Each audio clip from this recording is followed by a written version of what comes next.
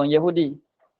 Maka melontarkan dia oleh satu firqah. Jadi ini suatu perkara yang lebih berat daripada tadi. Tadi sekadar membatalkan janji. Melontarkan janji. Tidak buat apa mengikut apa yang dijanji. Yang ni lebih berat lagi. Apa dia? Dulu pernah mengikut, pernah beramal dengan kitab Taurat. Tapi sekarang buang kitab Taurat kat tepi. Mana tak beramal dengan kitab Taurat. Dulu pernah beramal, sekarang tak beramal. Tak beramal dengan kitab Taurat. Lepas tu kitab Taurat tak lain tak bukan didatang untuk mereka. Tapi mereka sanggup buang. Wara'a zuhurihim. Pada balik belakang. Mana letak kat belakang mereka itu. Apa maksud kata melontarkan kitab Taurat daripada belakang? Artinya, arti melontar tadi. Melontar pada balik belakang. Tiada beramal mereka itu. Itu maksudnya melontar. Bukan maksud katanya melontar tu buang kat sampah ke masalah. Campur buang. Bukan maksudnya begitu. Maksudnya melontarkan kitab Taurat daripada belakang, letak kat belakang. Maka maksudnya tiada beramal. Mereka itu dengan barang yang di dalamnya dalam kitab Taurat. Apa benda yang ada dalam kitab Taurat, ajaran setengah pada ajaran dianya. Apa yang disuruh dalam kitab Taurat setengah pada perkara yang diperintah dalam kitab Tauratnya ialah beriman. Daripada ialah beriman dengan Rasul yang lain. Jadi dalam kitab Taurat pun ada dalam kitab Taurat ada suruh orang Yahudi beriman juga dengan Rasul yang lain daripada Nabi Musa. Bukan tertentu beriman dengan Nabi Musa saja, bahkan beriman juga dengan Nabi-Nabi yang lain. Maka mereka tak beramal, tak ikut apa yang disuruh. Tak beramal, tak ikut apa yang disuruh oleh kitab Taurat dengan beriman dengan segala Rasul yang lain daripada Nabi Musa. Itulah pada maknanya mereka buang kitab Taurat ke belakang. Tapi bukan buang pun, simpan ada kat rumah mereka. Ada simpan, cumanya tak beramal dengan kitab Taurat. Maka dengan sebab mereka tak beramal dengan ajaran kitab Taurat, dengan sebab mereka tak beriman dengan Nabi Muhammad, ka'annahum la ya'lamuna.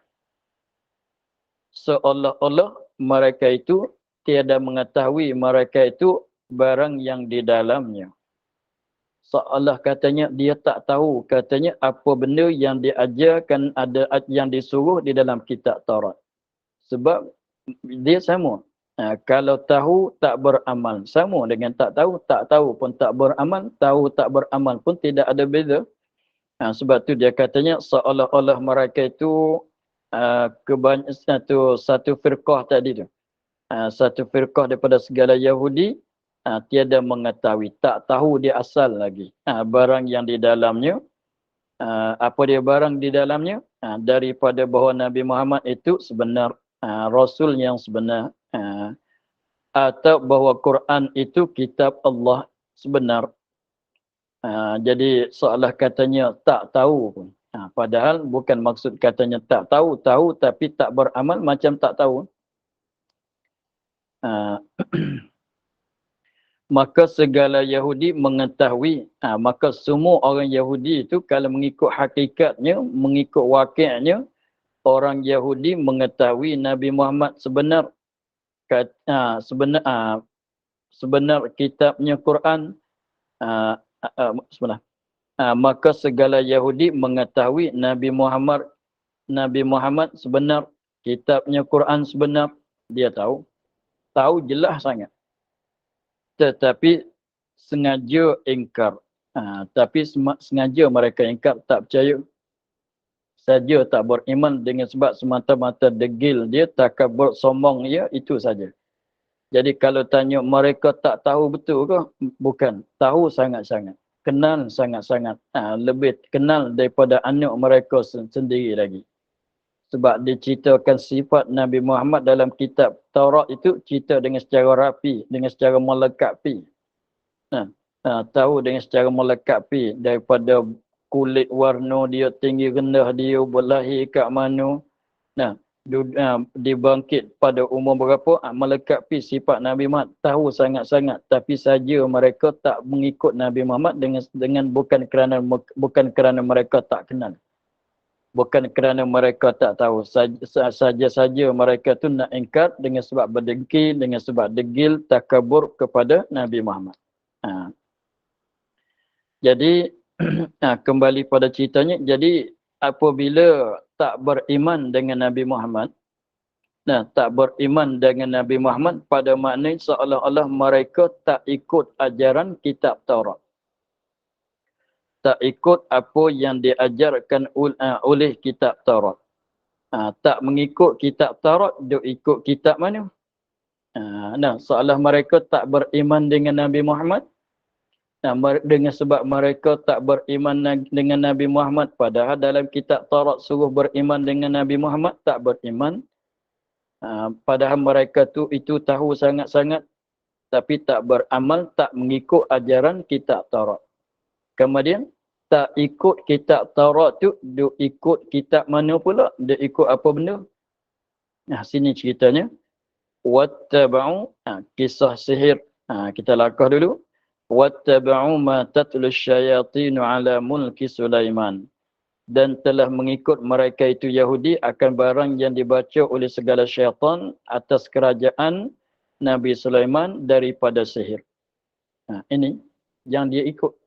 Jadi maknanya kitab Taurat mereka tak ikut.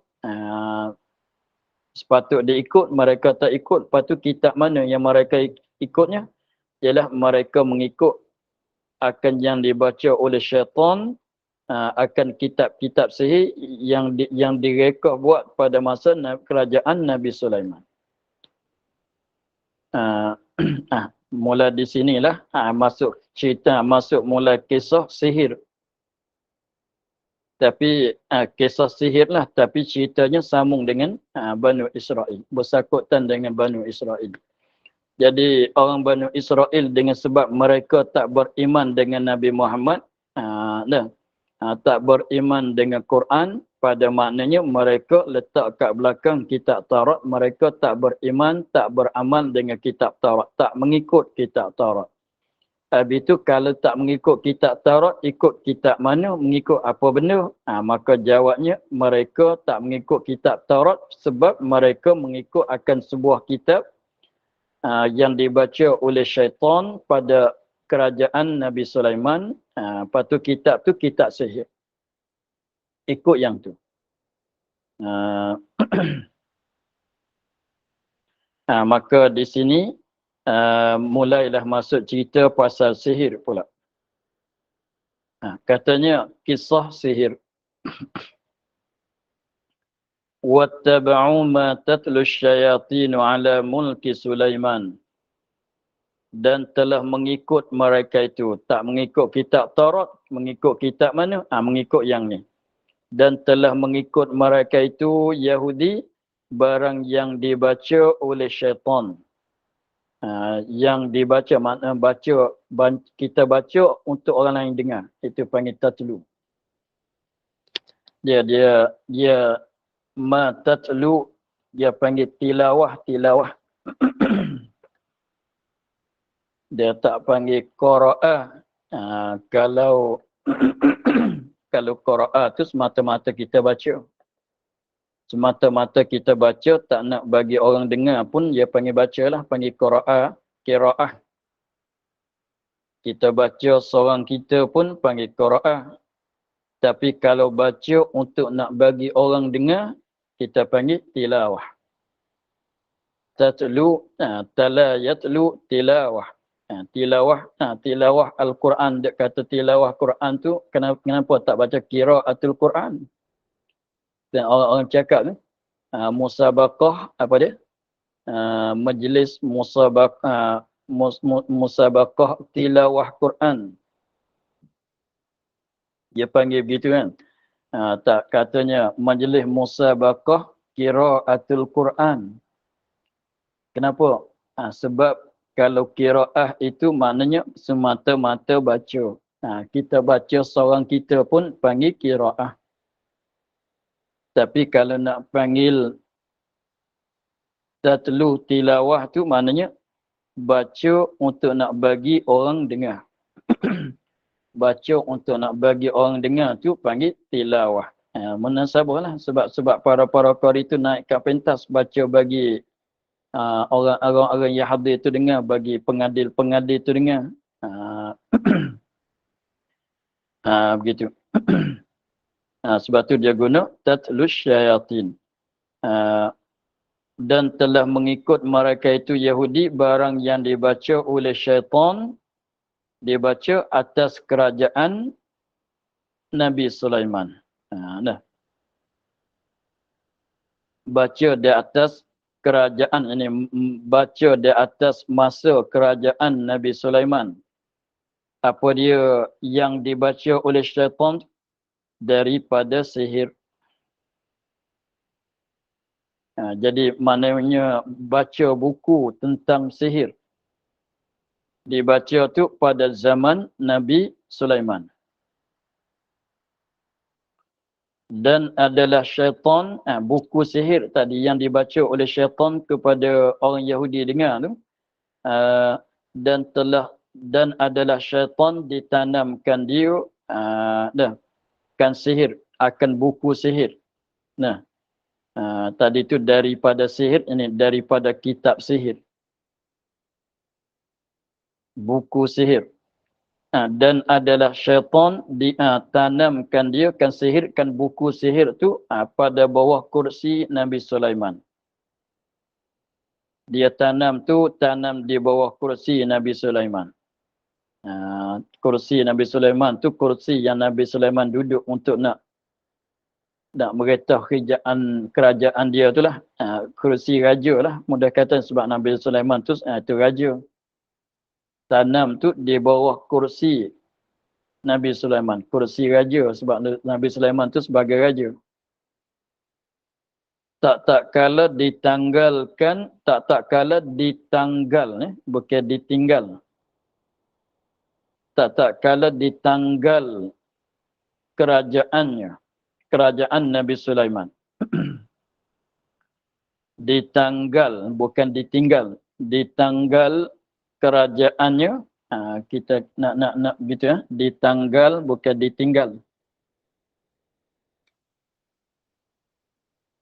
Ditanggal mana dibuang daripada jadi raja, dibuang daripada jadi kerajaan. Nabi Sulaiman tu dibuang daripada jadi kerajaan.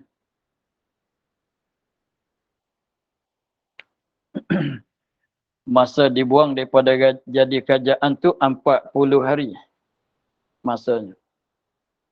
Jadi dalam masa 40 hari ini Nabi Sulaiman dibuang daripada jadi raja.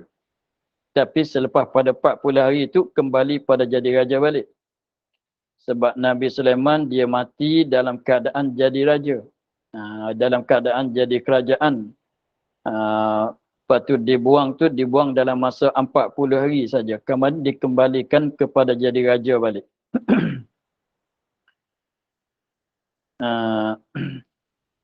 Jadi ditanam tadi. Dan adalah syaitan tu ditanamkan buku sihir di bawah kursi Nabi Sulaiman. Padahalnya Nabi Sulaiman tu tak tahu pun. Tu tiada ketahui Nabi Sulaiman. Nabi Sulaiman tak tahu, katanya ada ditanam buku sihir di bawah kursi dia. Tapi bukan tanam sihir, buku untuk nak buat sihir. Buku untuk nak buat sihir tu syaitan tanam kat kursi dia tu, Nabi Sulaiman tak tahu.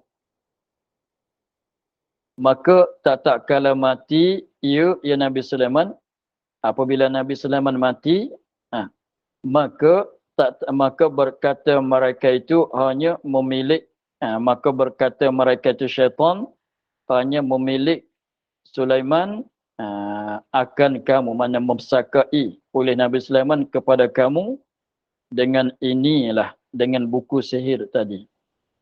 Maka belajar mereka itu orang Banu Israel akan buku sihir tadi, dan buang mereka itu akan segala kitab nabi-nabi mereka. Buang tu maknanya tak beramal, tinggal semua segala kitab-kitab nabi mereka, beramal dengan kitab sihir itu kesemuanya. Tapi bukan semualah. Maka firman Allah Ta'ala kerana tabri'ah. Apa makna tabri'ah? Melepaskan bagi Nabi Sulaiman untuk nak melepas, maknanya lepas pada tuduhan. Kerana ini untuk, maka firman Allah Ta'ala ni, وَمَا كَفَرَ سُلَيْمَانَ وَلَكِنَّ الشَّيَاطِينَ كَفَرُوا. Maka firman Allah Ta'ala, firman mana? وَمَا كَفَرَ سُلَيْمَانَ, depan. وَمَا كَفَرَ سُلَيْمَانَ وَلَكِنَّ الشَّيَاطِينَ كَفَرُوا. Itu maka firman Allah Ta'ala, mana dia firman? وَمَا كَفَرُوا. Allah Ta'ala firman وَمَا كَفَرَ سُلَيْمَانَ, untuk, kerana ini untuk tabri'ah ni, melepaskan bagi Nabi Sulaiman. Ini lepas daripada tuduhan. Untuk nak lepaskan daripada tuduhan di atas Nabi Sulaiman daripada sihir. Dan menolak atas Yahudi. Dan tujuan yang keduanya, ayat wama kafara Sulaiman tu nak menolak, nak rot di atas orang Yahudi pada kata mereka itu, orang Yahudi, lihat kamu. Dia bercakap sama dia, tengok kepada Nabi Muhammad. Lihat kamu kepada Muhammad.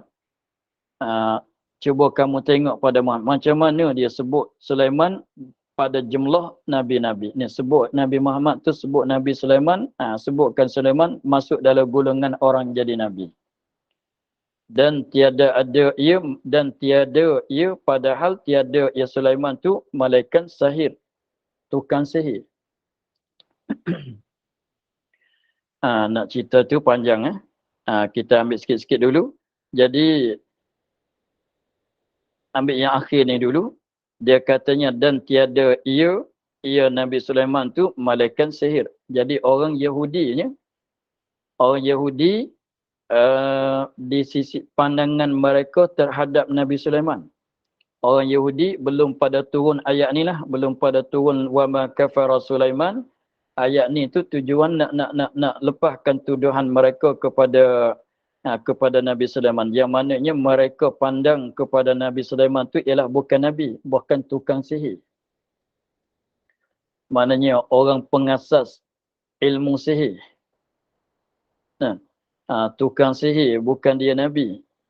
Maka Allah Ta'ala turun ayat ini, وَمَا كَفَرَ Sulaiman ni pun tujuannya nak talakkan tuduhan mereka kepada Nabi Sulaiman. Kata Nabi Muhammad itu, Nabi Sulaiman itu adalah Nabi, bukan dia tukang sihir. Tapi orang kafir, orang Yahudi, ia dengar Nabi Muhammad sebutkan Nabi Sulaiman masuk dalam jumlah Nabi-Nabi. Pada ayat tilka hujjatuna tu, jadi sebut juga Nabi Sulaiman dalam golongan orang janji Nabi. Maka orang Yahudi dengar begitu, dia terasa pelik. Tengok kamu Muhammad macam mana tu sebut sebut Sulaiman masuk dalam golongan orang Nabi. Padahal Sulaiman tu bukan Nabi, bukan dia tu tukang sihir besar. Maka turun ayat ni untuk nak tolakkan begitu. Maknanya Sulaiman bukan tukang sihir, dia tu seorang Nabi, seorang Rasulullah. Begitu. Kemudian itulah tuduhan. Jadi turun ayat ni tu tujuannya nak tuduhkan, nak melepaskan Nabi Sulaiman daripada tuduhan orang Yahudi kepada Nabi Sulaiman bahwasanya Nabi Sulaiman itu tukang sihir. Maka turun ayat ni. Habis itu sementara ceritanya macam mana buku tu itu kita ambil latar belakangnya. Nabi Sulaiman setengah daripada Nabi yang berketurunan Banu Israel juga. Kita kena faham gitu dulu, kena tahu gitu dulu. Sebagai latar belakang, Nabi Sulaiman pun setengah daripada Nabi yang berketurunan Banu Israel juga. Maknanya Nabi Daud, ayah bapa dia pun begitulah, keturunan Banu Israel kesemuanya. Orang Yahudi pun keturunan Banu Israel juga.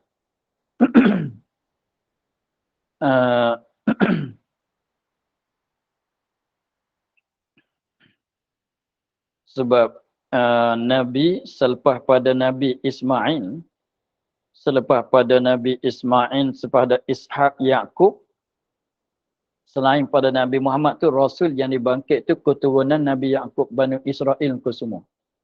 Nah, melainkan Nabi Muhammad seorang saja. Yang lain tu berketurunan Bani Israel, anak cucu Nabi Yaqub ke semua dapat jadi Rasul. Ilyas, Zulkifli apa semua.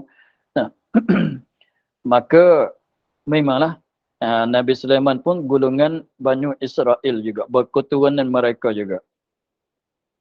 Jadi dia katanya macam mana cerita yang katanya ditanggal kerajaan tadi. Masalah ditanggalkan kerajaan, dibuang daripada jadi raja sementaranya. Dia adalah suatu masa tu isteri, salah seorang daripada isteri Nabi Sulaiman, dia ada sembahkan berhala. Salah seorang daripada isteri Nabi Sulaiman menyembahkan kepada berhala dalam masanya 40 hari. Masa salah seorang isteri itu menyembahkan berhala, masanya 40 hari. Maka untuk nak dendakan Nabi Sulaiman, yang mana terbiarkan isteri dia menyembahkan berhala, padahal taraf dia tak sesuai lah. Peringkat Nabi Sulaiman tu tak sesuai lah kalau kita kiranya pada adatnya nak terbiarkan isteri dia tu sembahkan berhala lain daripada Allah dalam masa 40 hari. Lalu tu Allah Ta'ala sebagai nak denda lah mudah katanya akan Nabi Sulaiman dengan sebab terbiarkan isteri dia tu sembahkan berhala dalam masa 40 hari. Maka Allah Ta'ala pun membuangkan Nabi Sulaiman daripada jadi raja masa 40 hari juga sebagai balasan tidak pantau kepada isterinya, terbiarkan isteri dia menyembahkan berhala dalam masa 40 hari.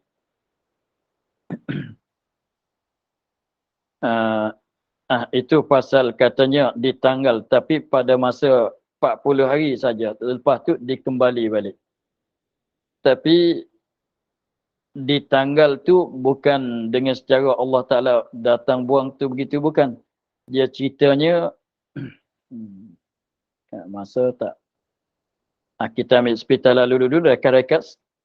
Jadi untuk nak jadi berhenti Nabi Sulaiman tu daripada jadi kerajaan tu, Nabi Sulaiman tu ada satu cincin yang selalu dipakai oleh Nabi Sulaiman. Cincin itu daripada syurga.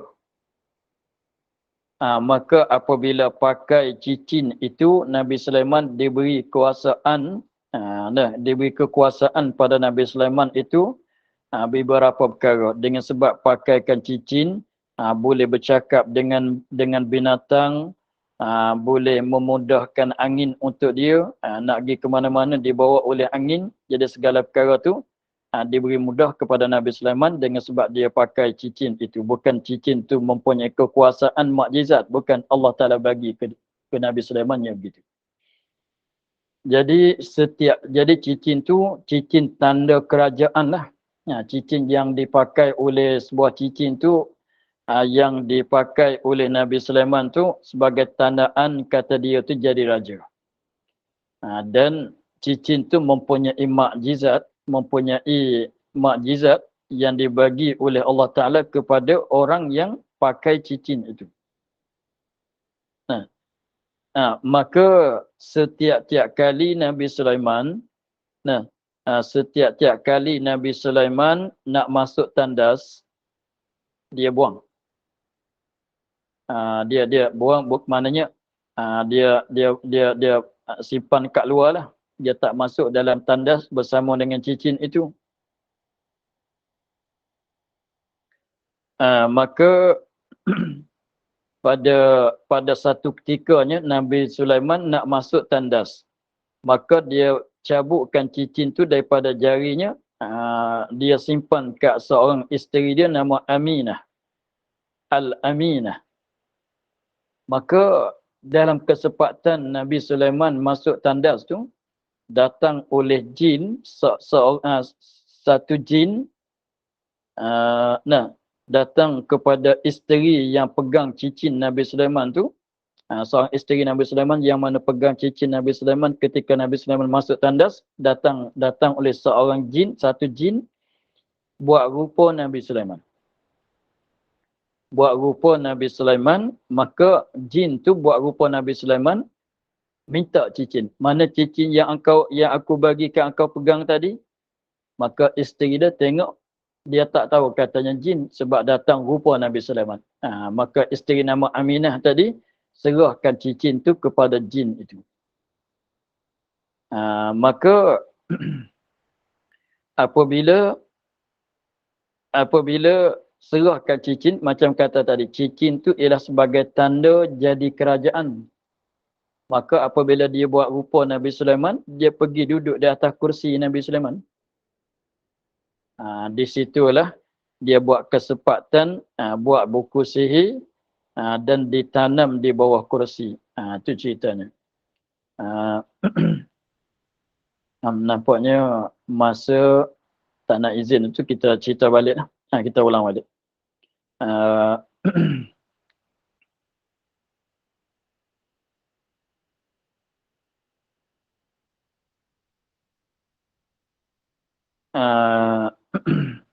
Kita akhir pada kata kisah sihir. Wattaba'u ma tatlu syayatin. Panjang lagi ceritaannya. Nanti ulang balik. Allahu a'lam. Alhamdulillah rabbil alamin. أعوذ بالله من الشيطان الرجيم بسم الله الرحمن الرحيم الحمد لله رب العالمين والصلاة والسلام على أشرف الأنبياء والمرسلين وعلى آله وصحبه أجمعين اللهم افتح علينا فتوح العارفين ونور قلوبنا بنورك الكريم واجعل عملنا خالصة لوجهك الكريم اللهم إنا نستودعك ما قرأناه وما حفظناه وما سمعناه فردد علينا والتحتيج سبحان ربك رب العزة ما يصفون وسلام على المرسلين والحمد لله رب العالمين